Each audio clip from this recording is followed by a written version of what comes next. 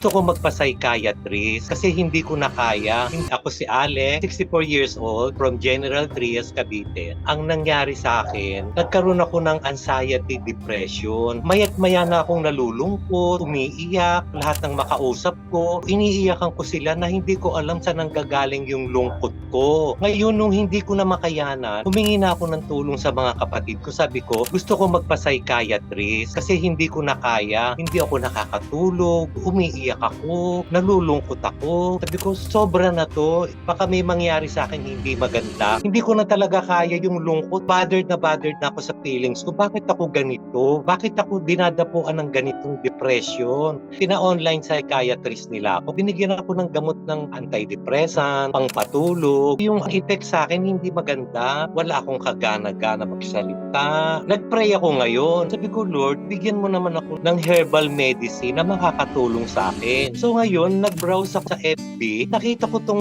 KitKalm. Umorder ako ng KitKalm. Nung pagkainom ko ng isa, siguro mga 30 to 1 hour, naramdaman ko yung pagkalman ng sarili ko, yung isip ko, tsaka puso ko. Nagbago ako talaga sa KitKalm. Ang laki ng ginawa ng KitKalm sa buhay ko. Hindi ko pa nauubos ang one bottle. Paubos pa lang siya. Ganito na kaagad ako. Hindi ko talaga ginagawa ang mag-walking. Pero itong nag-KitKalm ako, alam mo, nagtaka ako. Nag-i-enjoy ako mag-walk, mag-exercise. Nung nag-take lang ako ng KitKalm, doon ko lang nakuha yung urge ko na mag-walk. Hindi ko to dating ginagawa. Bakit ngayon nagagawa ko to? Hindi ako pinababayaan ni Lord. At syempre ng KitKalm, para sa mga taong nakakaranas ng katulad ko, anxiety, depression, itry nyo tong KitKalm para maramdaman nyo kung ano ang naramdaman ko. Isang inom lang, talab agad. Salamat sa KitKalm. Pinasaya mo ulit ang buhay ko.